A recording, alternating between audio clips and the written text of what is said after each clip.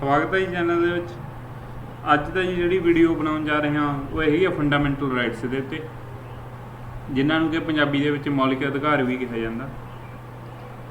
ਜਿਹੜੇ fundamental rights ਨੇ ਇਹ ਇੰਡੀਅਨ ਕੌਂਸਟੀਟਿਊਸ਼ਨ ਦੇ ਪਾਰਟ 3 ਦੇ ਵਿੱਚ ਲਿਖੇ ਗਏ ਨੇ।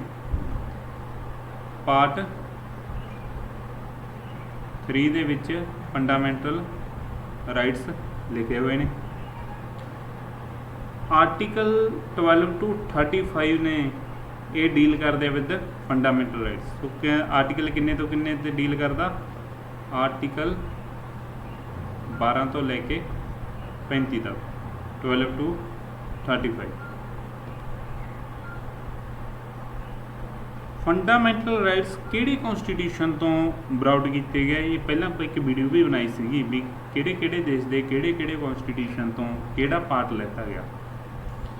ਸੋ ਫੰਡਾਮੈਂਟਲ ਰਾਈਟਸ ਨੇ ਜਿਹੜੇ ਇੱਕ ਕੌਂਸਟੀਟਿਊਸ਼ਨ ਆਫ USA ਤੋਂ ਆਪਣੇ ਇਨਸਰਾਈਨ ਕੀਤੇ ਗਏ ਨੇ ਇੰਡੀਅਨ ਕੌਂਸਟੀਟਿਊਸ਼ਨ ਦੇ ਵਿੱਚ।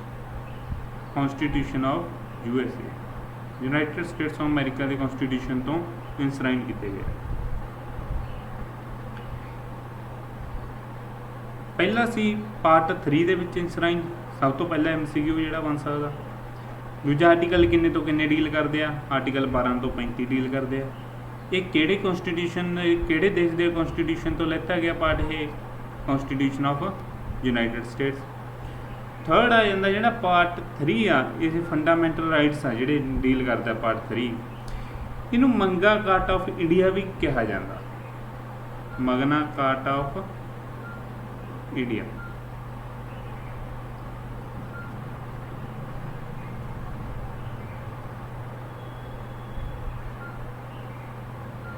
ਮਗਨਾ ਕਾਰਟਾ ਆਫ ਇੰਡੀਆ। ਉਸ ਤੋਂ ਬਾਅਦ ਫੰਡਾਮੈਂਟਲ ਰਾਈਟਸ ਦੀ ਇੱਕ ਹੋਰ ਖਾਸੀਅਤ ਆ, ਉਹ ਕੀ ਆ? They are ਜਸਟਿਸੇਬਲ।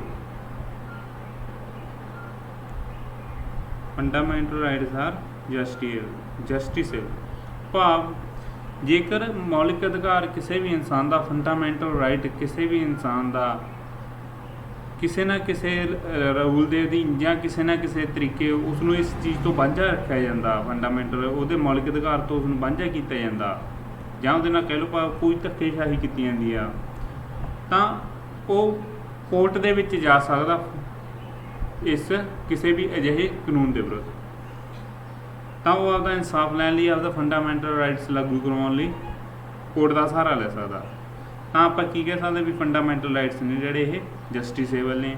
ਆਪ ਕੋਈ ਵੀ ਇਨਸਾਨ ਇਹਨਾਂ ਦੀ ਜੇ ਵਾਇਓਲੇਸ਼ਨ ਦੇ ਵਿੱਚ ਕੋਰਟ ਦੇ ਵਿੱਚ ਅਪਰੋਚ ਕਰ ਸਕਦਾ। ਓਰੀਜਨਲੀ ਜਦੋਂ ਆਪਣਾ ਕੌਂਸਟੀਟਿਊਸ਼ਨ ਬਣਿਆ ਗਾ, ਓਰੀਜਨਲੀ ਜਦੋਂ ਕੌਂਸਟੀਟਿਊਸ਼ਨ ਬਣਿਆ ਪਹਿਲਾਂ, ਤਾਂ ਉਹ ਆਪਣੇ ਕੋਲ 7 ਫੰਡਾਮੈਂਟਲ ਰਾਈਟਸ ਹੁੰਦੇ ਸੀ। 7 ਫੰਡਾਮੈਂਟਲ ਰਾਈਟਸ। ਪਰ ਬਾਅਦ ਦੇ ਵਿੱਚ ਇੱਕ ਫੰਡਾਮੈਂਟਲ ਰਾਈਟ ਜਿਹੜਾ ਕਿ ਹੈਗਾ right to property,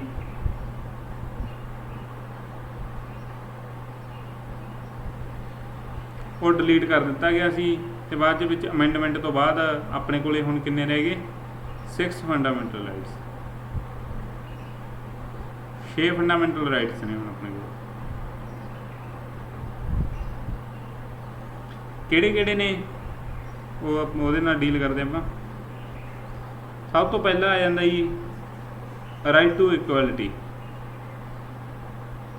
right to equality. Second ਆ ਜਾਂਦਾ right to freedom. Right to freedom.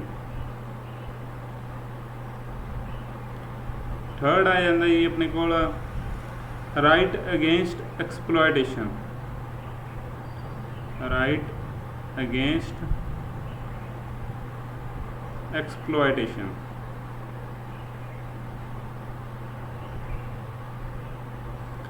Fourth ਆਪਣੇ ਕੋਲ ਆ ਜਾਂਦਾ ਜੀ right to freedom of religion. Right to freedom of religion।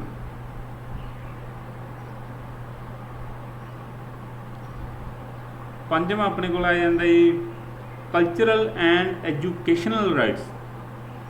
Cultural and educational rights.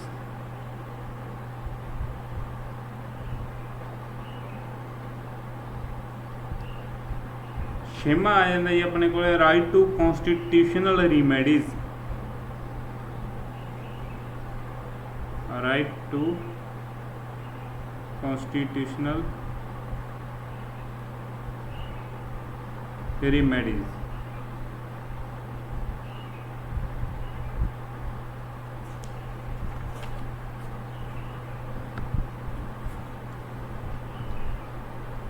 सो ये 6 फंडामेंटल राइट्स ने अपने को। पहला ओरिजिनली 7 होंदे सीगे जिहदे विच के राइट टू प्रॉपर्टी जो कि फंडामेंटल राइट सी अपना बाहर कर दिता गया सी। इस नूं राइट टू प्रॉपर्टी जिहड़ा फंडामेंटल राइट आ ये आर्टिकल 31 द्वारा दिता गया सी अपन। आर्टिकल 31 द्वारा right to property fundamental right सी जिहड़ा कि डिलीट करके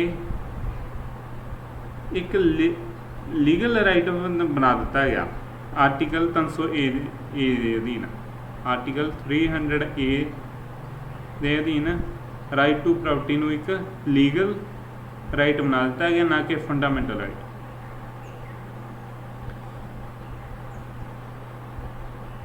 आर्टिकल 300 ए पार्ट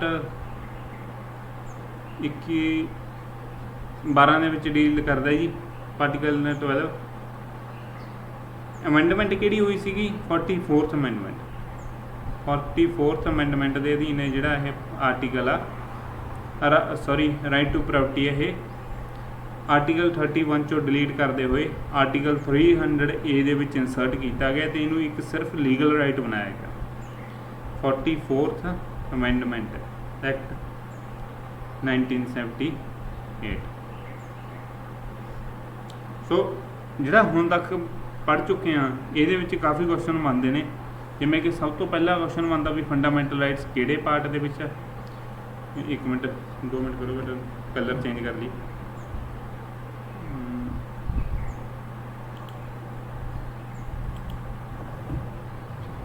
ਸਭ ਤੋਂ ਪਹਿਲਾ ਕੁਐਸਚਨ ਜਿਵੇਂ ਕਿ ਬਣਦਾ ਪਾਰਟ ਏ ਦੇ ਵਿੱਚ ਅੱਗੇ ਪਾਰਟ 3 ਦੇ ਵਿੱਚ ਡੀਲ ਕਰਦਾ ਫੰਡਾਮੈਂਟਲ ਰਾਈਟਸ। ਤਾਂ ਆਪਾਂ ਨੂੰ ਪੁੱਛ ਸਕਦੇ ਕਿਹੜੇ ਪਾਰਟ ਦੇ ਵਿੱਚ ਕਨਸਟੀਟਿਊਸ਼ਨ ਦੇ ਫੰਡਾਮੈਂਟਲ ਰਾਈਟਸ ਲਿਖੇ ਹੋਏ ਨੇ, ਕਿੰਨੇ ਤੋਂ ਕਿੰਨੇ ਆਰਟੀਕਲ ਇਹਦੇ ਨਾਲ ਡੀਲ ਕਰਦੇ ਨੇ। ਪਾਰਟੀਕਲ ਪਾਰਟ 3 ਆ ਇਹਨੂੰ ਕੀ ਕਿਹਾ ਜਾਂਦਾ ਮੰਗਾ ਘਾਟ ਆਫ ਇੰਡੀਆ। ਇਹ ਆਪਾਂ ਕਿਹੜੇ ਦੇਸ਼ ਦੇ ਕਨਸਟੀਟਿਊਸ਼ਨ ਤੋਂ ਆਪਾਂ ਇਸ ਦਾ ਫੰਡਾਮੈਂਟਲ ਰਾਈਟਸ ਇਨਸਰਟ ਕੀਤੇ ਨੇ ਲਿਆ ਕੇ।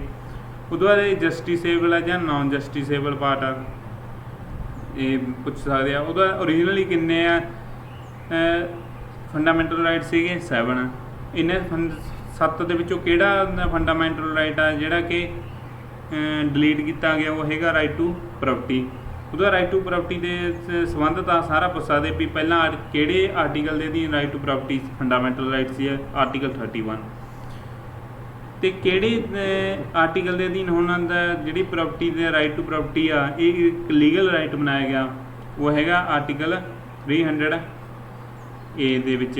ਤੇ ਕਿਹੜੇ ਪਾਰਟ ਦੇ ਵਿੱਚ ਇਨਸਰਟ ਕੀਤਾ ਗਿਆ ਇਹ ਵੀ ਇੱਕ ਕੁਐਸਚਨ MCQ ਦਾ ਬਣ ਸਕਦਾ ਜੀ ਆਪਣੇ ਕੋਲ। ਸਭ ਤੋਂ ਜ਼ਰੂਰੀ ਹੈ ਵੀ ਅਮੈਂਡਮੈਂਟ ਕਿਹੜੀ ਦੇ ਨਾਲ ਇਹ ਜਿਹੜਾ ਰਾਈਟ ਆ ਇਹ ਫੰਡਾਮੈਂਟਲ ਰਾਈਟ ਇੱਕ ਲੀਗਲ ਰਾਈਟ ਬਣਾਇਆ ਗਿਆ ਰਾਈਟ ਟੂ ਪ੍ਰਾਪਰਟੀ ਵਾਲਾ। ਹੁਣ ਓਰੀਜਨਲੀ ਆਪਣੇ ਕੋਲ ਕਰੰਟਲੀ ਆਪਣੇ ਕੋਲ ਕਿੰਨੇ ਫੰਡਾਮੈਂਟਲ ਰਾਈਟਸ ਨੇ ਉਹ ਹੈਗਾ 6 ਜੀ 6। ਕਿਹੜੇ ਨੇ ਉਹ ਤੁਹਾਨੂੰ ਪਤਾ ਹੋਣਾ ਚਾਹੀਦੇ ਆ। ਹੁਣ ਅੱਗੇ ਆਪਾਂ ਕਰਾਂਗੇ ਇਹਨਾਂ ਸਾਰੇ ਜਿਹੜੇ 6 ਫੰਡਾਮੈਂਟਲ ਰਾਈਟਸ ਨੇ ਇਹ ਇਹਨਾਂ ਦੇ ਵਿੱਚ ਆਰਟੀਕਲਸ ਦੇ ਨਾਲ ਰਿਲੇਟਡ ਵੀ ਜਿਵੇਂ ਕਿ ਰਾਈਟ ਟੂ ਇਕੁਐਲਿਟੀ ਆ ਇਹਦੇ ਨਾਲ ਸੰਬੰਧਿਤ ਕਿੰਨੇ ਆਰਟੀਕਲ ਨੇ। ਇਹ ਆਰਟੀਕਲ 14 ਤੋਂ ਲੈ ਕੇ 18 ਤੱਕ ਰਾਈਟ ਟੂ ਇਕੁਐਲਿਟੀ ਦੇ ਨਾਲ ਸੰਬੰਧਿਤ ਨੇ, ਠੀਕ ਹੈ ਜੀ। ਆਰਟੀਕਲ 19 ਤੋਂ ਲੈ ਕੇ 22 ਤੱਕ ਰਾਈਟ ਟੂ ਫਰੀडम ਦੇ ਨਾਲ ਡੀਲ ਕਰਦੇ ਨੇ। 19 to 22 ਆਰਟੀਕਲ ਨੇ ਜਿਹੜੇ ਉਹ ਰਾਈਟ ਟੂ ਫਰੀडम ਨਾਲ ਡੀਲ ਕਰਦੇ ਆ। ਉਹਦਾ ਰਾਈਟ ਟੂ ਐਕਸਪਲੋਇਟੇਸ਼ਨ ਡੀਲ ਕਰਦਾ ਜੀ ਆਰਟੀਕਲ 23 to 24। ਉਹਦਾ right to freedom of religion ਆ ਜਿਹੜਾ ये आर्टिकल 25 तो लैके 28 तक डील करते हैं जी। Article 25 to 28 culture and educational rights ने जिहड़े आर्टिकल 29 to 30 डील करता है। उस तो बाद आ गया right to the constitutional remedies, ये आर्टिकल 32 डील करता। सो ये भी क्वेश्चन बन सकता भी किहड़ा आर्टिकल किहड़े राइट दे नाल संबंधित आ। अगली वीडियो दे विच आपां तन करके सारे पढ़ांगे, जिवें पहलां आपां पहले आ 3 चक लांगे, उदों बाद अगली वीडियो उदों अगली चौथा, पंजवां ते छेवां इन्हां दी आर्टिकल्स दे रिलेटेड भी जिहड़ी आपां नूं नॉलेज आ जिहड़ी थोड़ी बहुत होनी चाहिए। सो अगली वीडियो दे विच आपां इन्हां फंडामेंटल राइट्स नूं संखेप दे विच आपां इहनूं लर्न करांगे, पढ़ांगे। ठीक है जी, धन्नवाद जी ये वीडियो देखने लई। ओके।